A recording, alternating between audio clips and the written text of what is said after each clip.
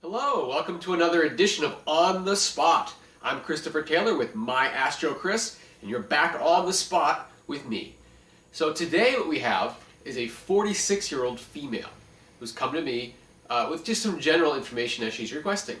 And so what I've done is I've pulled up her chart, and we're going to take a look at her natal chart, a few points of interest that I think are going to be pretty valuable for her to hear about, and then you'll be able to see this up online at your leisure, and feel free to comment as you want. Anyway, so let's begin. So with this particular individual, if we look at the natal chart here, what I want to focus on is just a couple of things. One thing is the planet Saturn, transiting Saturn. That's kind of where Saturn is now. Right now, Saturn is in Libra, and in this particular person's chart, that puts Saturn in her 7th house, all the way on the right side of the chart. You can see it circled there. Okay? And so Saturn in the 7th house, this is a time period for an individual. So for this particular individual, it's been a time period from about the fall of 2008 through about fall of 2012 when it'll end. This is where Saturn is going through her 7th house. This is a time when relationships are up for reorganization and restructuring. So there's a lot of boundary laying going on, kind of saying, where do I end and where do other people begin? This is in the realm of both personal as well as business relationships. I can definitely see that if you go back to fall of 2008, around September or October, from about that time period through about September of 2009, so for about a year, from the fall of 2008 to the fall of 2009, this was a particularly tough period with regards to relationships for her. In her 7th house, we can see here circled, we have Mars, Pluto, and the planet Uranus all in the 7th house. So this is someone that has a lot of karma to kind of work through in the 7th house as it is. So a lot of karma with relationships. So this is going to be reflected in both personal and business kinds of relationships. And the fall of 2008 to the fall of 2009 was a particularly rough time period for that, or a kind of now is a time to work on it period where she couldn't get away from it. It's not something she could put on the shelf. And so it was a pretty rough year with regards to relationships. And that's when Saturn was coming by all three of those planets in her 7th house. All right? And so the tough part of her 7th house transit of Saturn is over. She kind of went through the tough part there for that 1 year period. But Saturn is still in the 7th house all the way through the fall of 2012. And so she still has some work to do with relationships.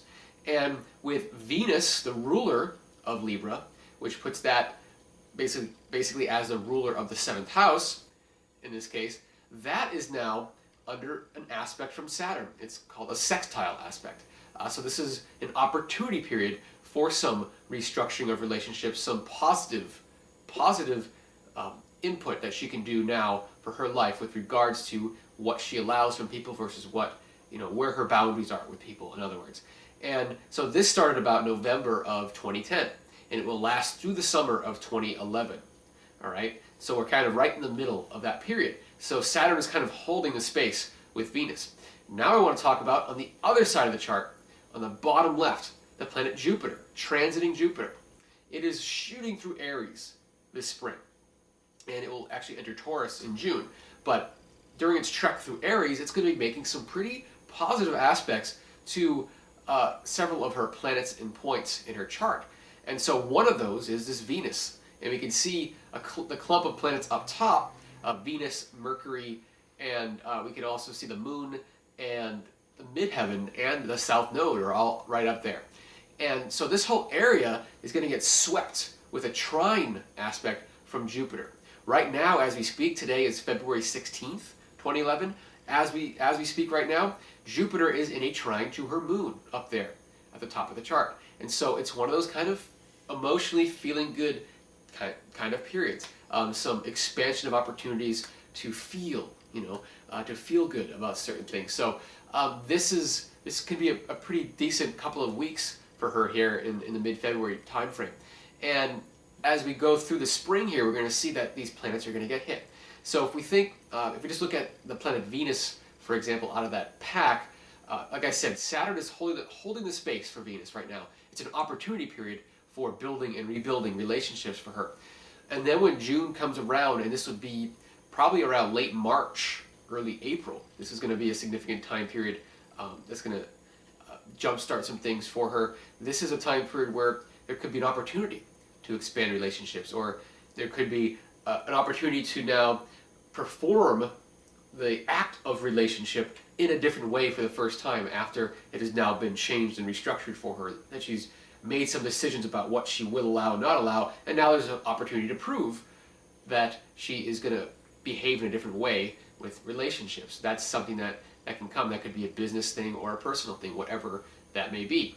But in any case, before we get to late March, early April, actually coming up here in about early March, this is when the sun up there, you see that up in the upper left hand part of the chart there, that is going to be squared by Jupiter here in early March. This is going to be a very optimistic, almost overly optimistic and idealistic kind of a time. So it could be an advantageous opportunity that kind of comes through. But it's one of those things that warrants looking into deeper. That's what I'll say. So look for early March to be a time for opportunity to be present, especially with regards to work and service and that kind of realm. But don't be willing to look into things before jumping in. That would be my advice. And then as you get into late March, through mid-April, this is when Venus and Mercury are going to get hit up there with the trine. So this is going to be a very positive time period in April. And then the midheaven and the south node get hit once we get into late April and into early May. So really the whole time period from about right now through early May, there's some things getting hit by Jupiter, with the moon getting hit with a nice easy trine right now, then the sun getting hit with a more harsher square aspect in early March, and then a trine hitting Venus, Mercury, the midheaven, and then positive aspect to the nodal axis in late April, early May. So the springtime looks like there's going to be some moving forward, some real push forward.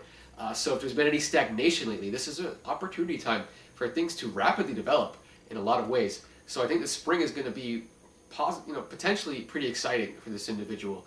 It could be one of those things that you just have to let go and go with it. And so that's most of what's going on in this kind of recent time. Coming up for her in 2012, I'm not going to get into it.